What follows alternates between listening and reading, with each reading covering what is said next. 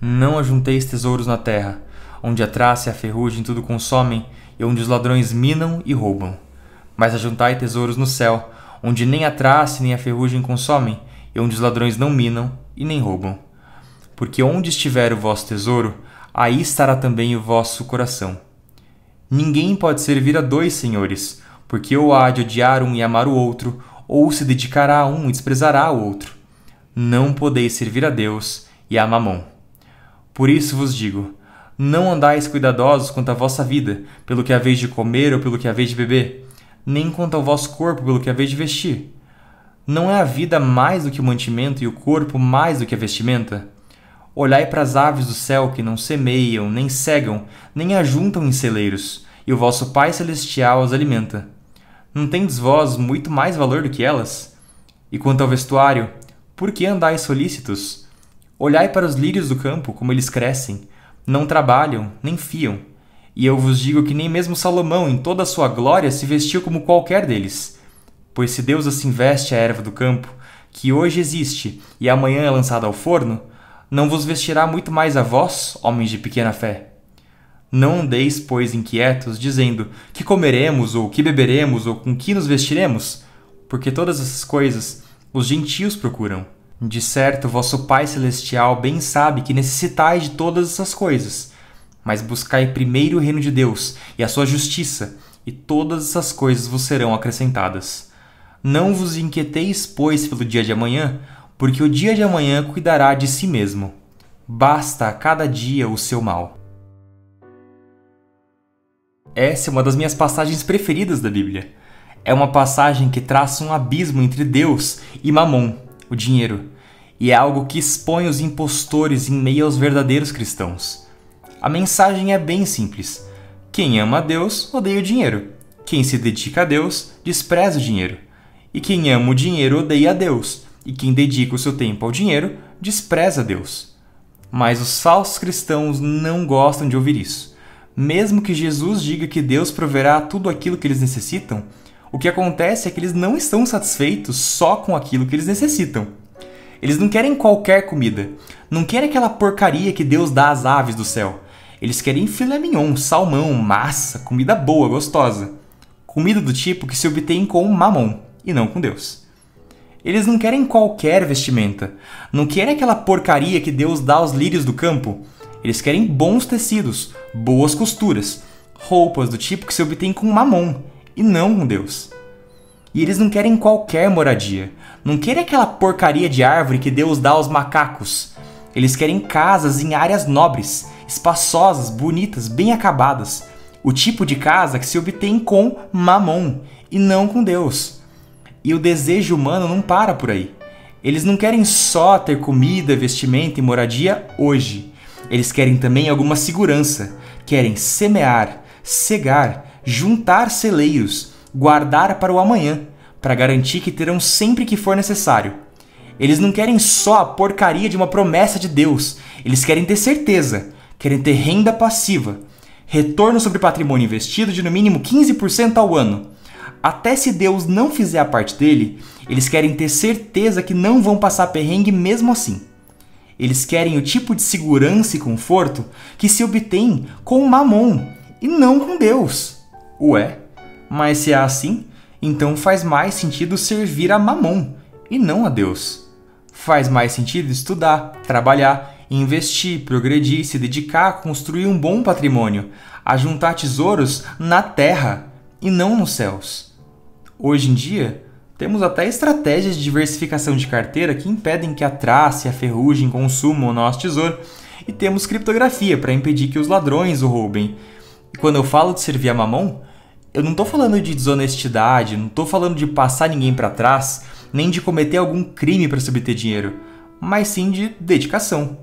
Trabalhar, investir, estudar e se dedicar ao seu patrimônio é assim que se cultua a Mamom. E quem cultua a Mamom e experimenta aquilo que Mamom oferece, naturalmente conclui que Deus oferece muito pouco. A única coisa que Deus oferece que Mamom não oferece é uma vida eterna de glória após a morte. Mas então, de onde vem essa rixa entre Deus e Mamom? Não precisa ser nenhum gênio para concluir que a melhor coisa a se fazer para maximizar o nosso bem-estar é servir a Mamon nessa vida e Deus na próxima, né? Eles estão em esferas diferentes. E fazendo isso, a gente junta o melhor dos dois mundos.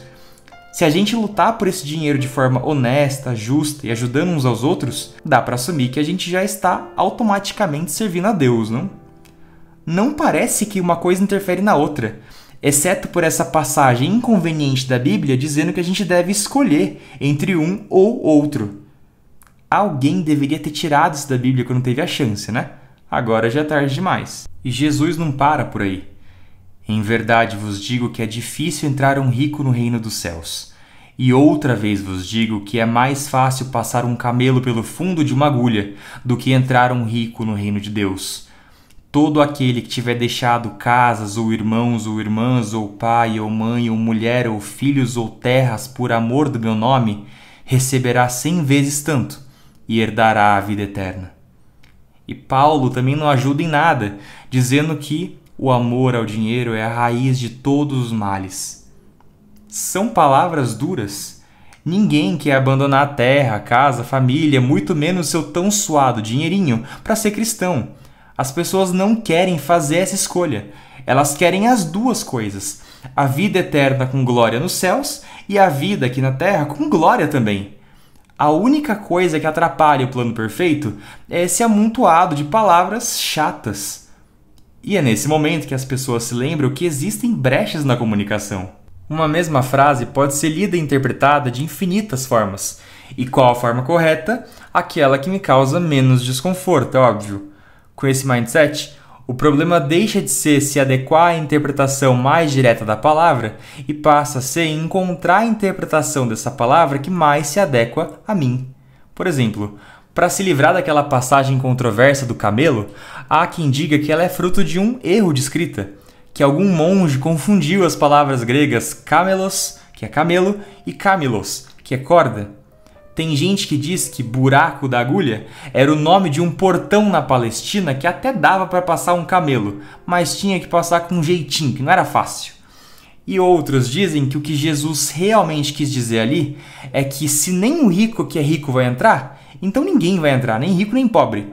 Pelo menos não sem a misericórdia de Deus. Ele realmente diz isso depois. Mas a ideia é assumir que essas duas partes aí se referem à mesma coisa de maneira redundante e que ele só deu ênfase no rico anteriormente para fazer uma graça, para chocar, que nem precisava ter dito aquilo. Bastava dizer logo que ninguém vai ser salvo e pronto. Em princípio, todos esses remendos são válidos. Afinal, diante da falta de posicionamento de Jesus sobre o que ele mesmo disse, a gente pode assumir o que a gente quiser. Agora, para se livrar da passagem problemática sobre a incompatibilidade de servir a Deus e a Mamon simultaneamente, algumas pessoas dizem que, apesar de trabalharem por dinheiro, confiarem no dinheiro para resolver os seus problemas, juntarem dinheiro para se sentirem seguras e amarem tudo aquilo que dinheiro pode comprar, também dizem que não amam o dinheiro. É no mínimo curioso, né? Outras pessoas, um pouco mais espertas, apelam para algo semelhante ao conceito de Deus de Spinoza, em que Deus é a totalidade das coisas e nada existe além de Deus. Em particular, o dinheiro também seria parte de Deus, e adorar o dinheiro nada mais seria do que adorar uma parte de Deus como qualquer outra. Então tá tudo certo. Formas mais simplificadas disso residem em raciocínios como: eu ganho dinheiro por meio do meu trabalho e consigo realizar esse trabalho por conta do corpo que me foi dado por Deus. Logo, Deus é quem me dá dinheiro indiretamente. Sob essa perspectiva, o dinheiro que antes era impuro, averso a Deus, chamado de mamon, agora é algo que Deus deu e, portanto, é algo bom, puro e completamente compatível com o cristianismo. E a confiança que antes era no dinheiro em si, agora passa a ser uma confiança em Deus, que Deus vai dar dinheiro. Perceba que o princípio é exatamente o mesmo da lavagem de dinheiro, em que a pessoa pega aquele dinheiro sujo e redefine a origem dele para que ele possa parecer limpo e possa ser usado sem sofrer represálias. Mas assim, eu não acho que essas pessoas estão mentindo propositadamente para si mesmas. Eu acho que elas constroem essa narrativa por terem medo de assumir que elas de fato amam o dinheiro e acabarem sendo punidas por Deus por isso. Elas fazem esse malabarismo mental para tentar se convencer e convencer a Deus que elas podem sim ter dinheiro, ter conforto material, sem que isso seja um problema para sua salvação. É tipo um viciado em droga dizendo que pode parar quando quiser. Deus diz que ninguém pode servir a Deus e a Mamon, porque há de se dedicar a um e desprezar o outro. Mas a pessoa viciada em dinheiro diz que Deus está errado, que existem sim exceções e ela é uma dessas.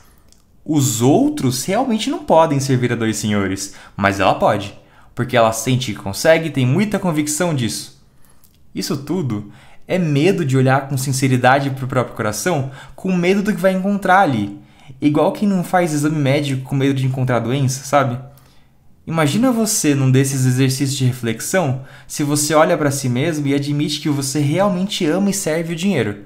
Aí Deus, que está ouvindo o teu pensamento, vai lá e fala: "Ah, é? Então vai ficar com seu dinheirinho lá no lago de fogo e enxofre."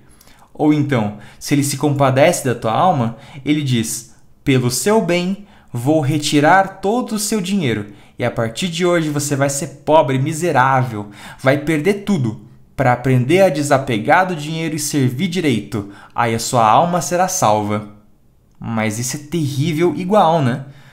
Tem coisas que a gente simplesmente não quer que aconteça, mesmo se for da vontade de Deus. Simples assim.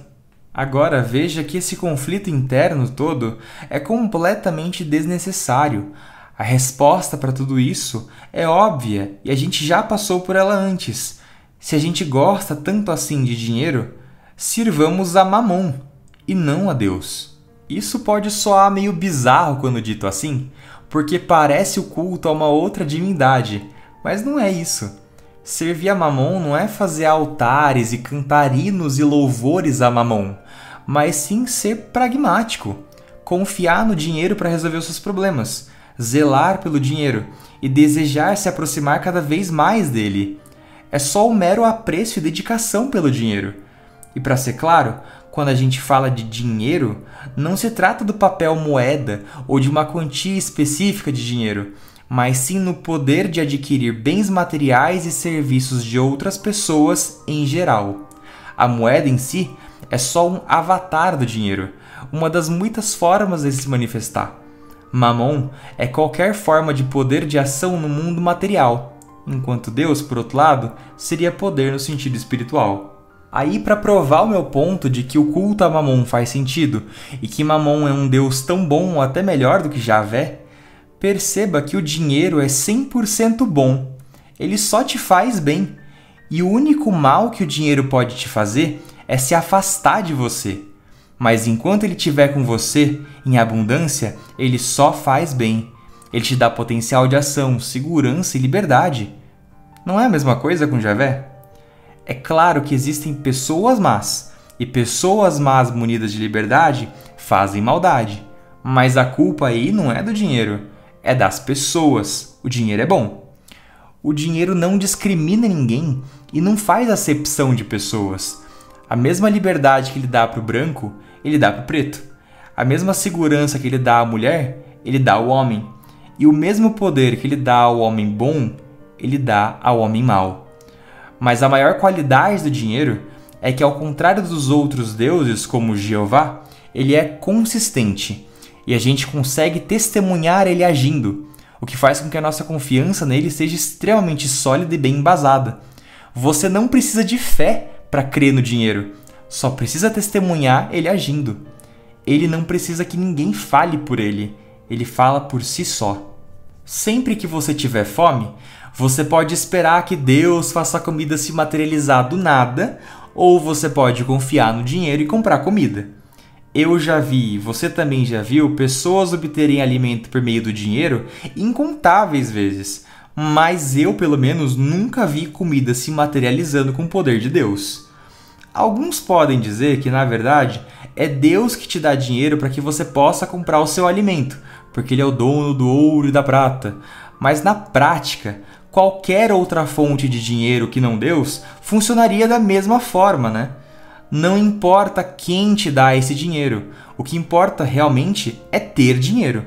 Então agradeça ao dinheiro, Tudo bem, Você pode até ser grato a Deus em última instância por ter criado o universo, por ter feito a natureza funcionar como funciona, por fazer as plantas crescerem da terra, por ter feito você capaz de ganhar dinheiro e comprar o que você quer. Mas isso é tudo muito abstrato, é muito distante. Entre você e a comida, existe muita coisa para agradecer aí antes de chegar em Deus. E olha só, se você me pede ajuda e eu te ajudo, você agradece a Deus? Não, né? Você agradece a mim, porque fui eu que te ajudei mais de perto. Você pode até acreditar que foi Deus que estava ali, atrás dos panos, amolecendo meu coração para eu te ajudar.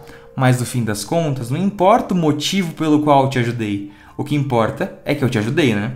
Então me agradeça, pô! A questão é entre eu e você. Deus está sobrando aí. Igualmente, na relação entre o homem e o dinheiro, Deus está sobrando. Resumindo, se o que você quer de Deus é que Ele te dê saúde, segurança, dinheiro, inteligência e amor, então o que você quer não é Deus, mas sim saúde, segurança, inteligência, dinheiro e amor. Qualquer coisa que te dê essas coisas que você quer, serve. E se você tem acesso, por exemplo, ao dinheiro diretamente, não faz sentido correr atrás de Deus nenhum. Faz mais sentido beber direto da fonte se você tem acesso a ela. Só faz sentido você confiar em Deus quando você não tem dinheiro, quando você não tem acesso à fonte. Aí, no desespero, você se agarra na coisa mais próxima que você tem ao seu alcance. E se o mundo te abandonou, essa coisa mais próxima realmente pode ser um ser metafísico e abstrato como Deus. Talvez esse seja o motivo pelo qual Jesus comenta que um rico dificilmente será salvo. Deus acaba perdendo o encanto porque o máximo que Ele te dá é esperança. Mas a esperança não tem tanta graça quando você tem poder de verdade. Esperança só é suficiente para quem é impotente e está desesperado.